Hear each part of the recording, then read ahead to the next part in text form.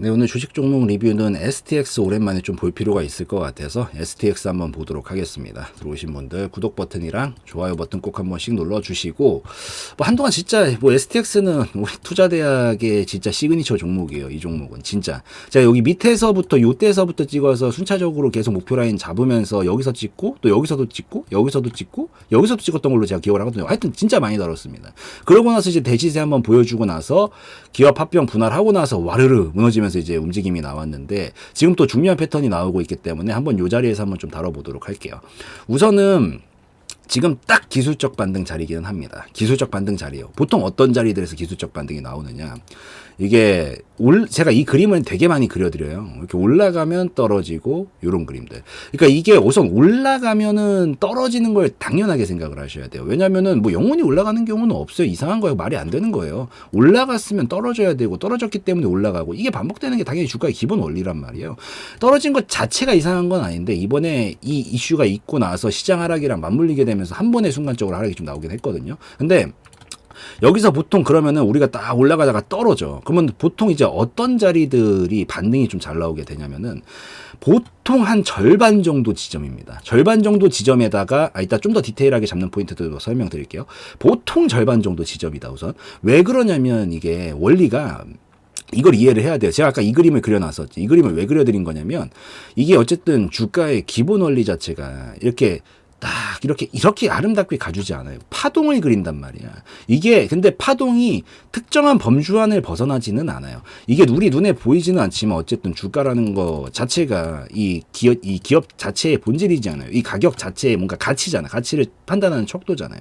그러다 보니까 기본적인 재무 상태라든가 여러 가지 것들이 다 한데 응집이 돼서 눈에 보이지 않지만 적정 가격을 평가를 하게 되는데, 그게 적정 가격이 이렇게 올라가고 있다고 해서 주가도 이렇게 올라가지 않는다고요. 이렇게 가요. 이렇게 일자로 가고 있다라고 하면은 이렇게 움직인다고. 이게 파동을 그린다고요. 이게 무슨 원리냐면은 저평가와 고평가를 왔다리 갔다리 하면서 이렇게 움직이는 원리예요. 이게 기본적으로. 왜 사람들이 이렇게 맨날 주가가 그대로 가만히 있는데 누가 주식해요? 그럼 누가 투자하냐고. 아무도 안 한다고요. 그러니까 이게 파동을 만들어준다고요, 움직임이. 근데 이게 보통 이 적정 주가를 필두로 해서 범주 자체가 엄청 비상식적일 정도로 움직이는 게 아니라 보통 저평가 영역 끝단에서 고평가 끝단까지 가고, 고평가 끝단에서 다시 저평가 영역까지 오고, 보통 이게 반복이 되게 된다 이겁니다. 근데 이게 보통 올라가면은 왜 제가 절반 정도에서 기술적 반등이 잘 나온다고 하냐면, 우선 저평가에서 고평가까지 올라가고 나면은 다시 원래 적정 가격, 눈에 보이진 않지만 눈에 보이는 안 보이지만 적정 가격까지 회귀하려는 원리가 있어요. 이게 다시 자석처럼 원래 가격으로 가려고 한단 말이야. 그래서 보통 이 절반 정도 지점이 딱 평균값이죠. 이 파동의 평균값이잖아. 그래서 보통 요 정도까지 오고 나서 여기서 다시 안정화를 거치면서 기술적 반등 한번 보여주고 이렇게 박스권을 보통 그려나가게 됩니다.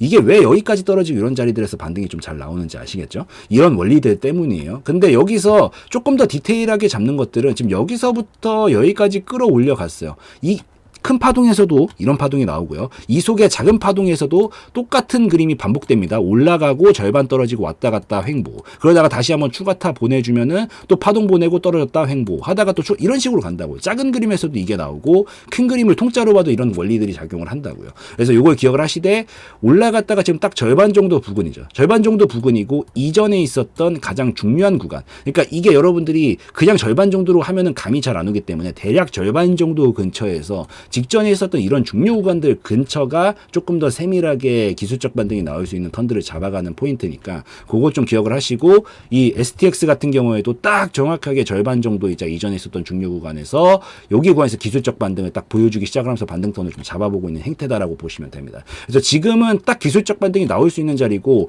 여기서 기술적 반등 자리가 확실하게 나온다라는 신호는 여기 지금 딱 보면 이중바닥형으로 이렇게 만들어놨잖아요. 그림이 제가 되게 좋아하는 신호거든요. 우선 이게 나왔다? 당분간 여기는 뚫리지 않을 가능성이 높다라고 그냥 보시면 됩니다. 그냥 확률적으로 매우 높아요.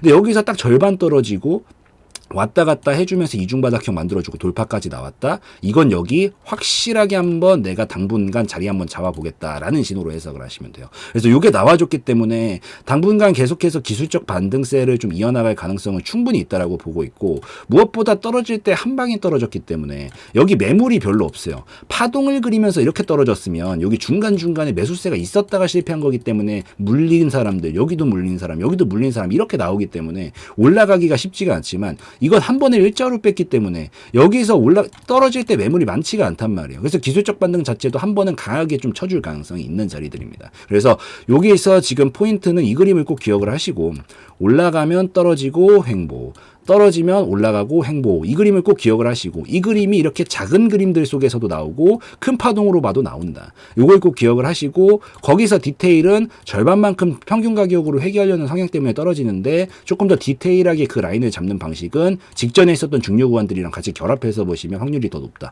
근데 여기서 만약에 패턴 자체가 지금 이렇게 이중바닥형 이런 게 나와준다라고 하면은, 이거는 우선 기술적 반등턴 잡아보겠다라는 빼박 신호이기 때문에 그것까지 좀 같이 체크를 하시면 좋습니다. 그래서 그렇게 좀 보시고, 그럼 얘가 이제 기술적 반등이 어디까지 나오느냐가 관건인데, 똑같아요. 또 떨어지면 반등 나오고 횡보 이런 식으로 간다 그랬잖아요. 이게 여기서 또 떨어졌던 폭의 대략 절반 정도 근처까지 갈 가능성이 높아요. 저는 그래서 15,000원 정도 내외 구간까지 조금 더 쳐주면서 기술적 반등을 좀 만들어줄 가능성이 높다라고 생각하고 있습니다. 그래서 이 정도 구간 근처까지는 한번 반등 자리를 줄 거니까 조금 더 쳐줄 수 있겠구나라고는 생각을 하시면서 보시되, 아마 한 방에 이렇게 가는 경우는 나올 가능성이 매우 낮을 거예요. 지금 이게 이렇게 엠파로 가길 기대하고 계신다라면 그건 쉽지는 않습니다. 왜냐면 이게 하나의 파동이에요. 올라갔다가 떨어졌다. 이제 뭐가 나온다 그랬어요. 제가 횡보가 나온다라고 그랬죠. 지금 요 STX의 자리는 여기서 지금 끌어올려서 여기쯤 가고 있는 라인이에요. 그러고 나서 보통 왜 횡보가 나오게 되느냐, 바로 가는 그림이 나오는 게 아니라, 이게 횡보 구간에서 결정을 해야 돼요. 뭘 결정해? 너의 적정 주가가 항상 일자로 있는 게 아니잖아요. 이렇게 올라가는 애기도 하고 적정 가격이 내려가는 애들도 있죠. 일자로 가는 애들도 있지만, 여기서 너는 어떤 놈이니? 라고 물어보고 있는 거예요. 여기서 결정을 해야 돼. 얘가 너가 적정 가격이 이제 만약에 우상향 곡선을 그리고 있는 애다라고 하면은, 봐봐요. 올라갔다가 떨어졌어. 근데 적정 가격이 이렇게 올라가고 있는 애야. 이렇게 그려드려야 돼. 일자로 있는 애랑 올라가고 있는 애가 있어요. 똑같이 저평가에서 고평가로 갔다가 떨어졌어요. 여기서 이렇게 왔다 갔다 하는 건 적정 주가에서 움직이는 거기 때문에 아직 저평가도 고평가도 아니야. 근데 적정 주가가 올라가는 애들도 있잖아요. 이런 애들은 밑에서 저평가에서 고평가까지 갔다가 절반만큼 떨어졌는데도 뭐야, 이미 저평가까지 온 거지, 이 경우는.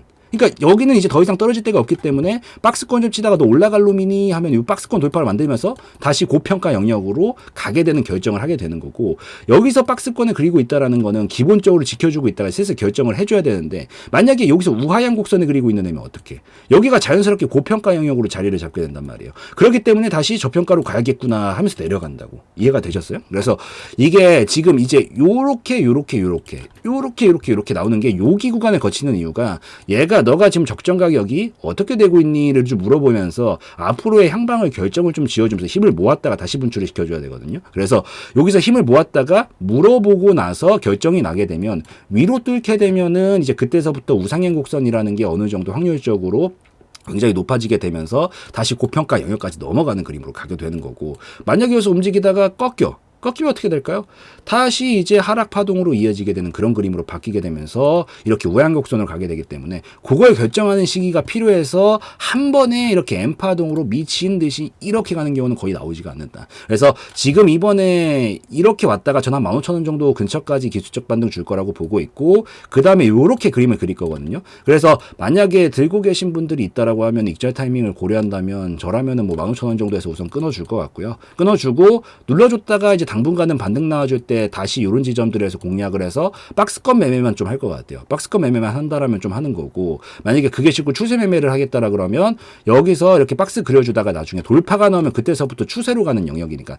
여기도 작은 그림이지만 봐봐요. 올라갔다가 떨어졌다가 왔다 갔다 하다가 돌파 나오니까 뭐야, 슈팅 치면서 고평가로 간단 말이에요. 그러니까 추세 매매로 노린다라고 하면은 이제 요 자리에서 돌파가 나와주고 나면 그때서부터 추세로 쏘는 거기 때문에 요때 공략하는 게 맞고, 그 전 단계에서는 이 기간이 분명히 필요할 거고 떨어졌던 폭만큼은 이 정도 이동을 할 거기 때문에 최소한 3개월이고 뭐 한 6개월 정도까지도 전 횡보를 좀 그릴 수 있다라고 보거든요. 그래서 고전까지는 박스권 매매 전략으로만 보시고 다음 목표가 기한 15,000원 정도만 당분간 잡고 보는 게 좋다라고 보고요. 완전 뭐 고점 꼭다리에 뭐 물려 있거나 이래가지고 대처가 좀 어렵다라고 하면은 하단 부근에서 이제 눌렀다 반등 나오는 패턴 보고 공략 지점을 잡은 다음에 올라올 때 같이 좀 비중을 낮춰가지고 평단가를 좀 맞춰가지고 비중을 좀 줄여나가는 전략으로 보는 게 더 낫고 그 다음에 다시 추세 나올 때 재공략하는 게 더 좋은 전략이 될 수가 있다라고 좀 보시면 될 것 같아요. 그래서 오늘 요거 조금 설명드리고 싶어가지고 가져온 거고.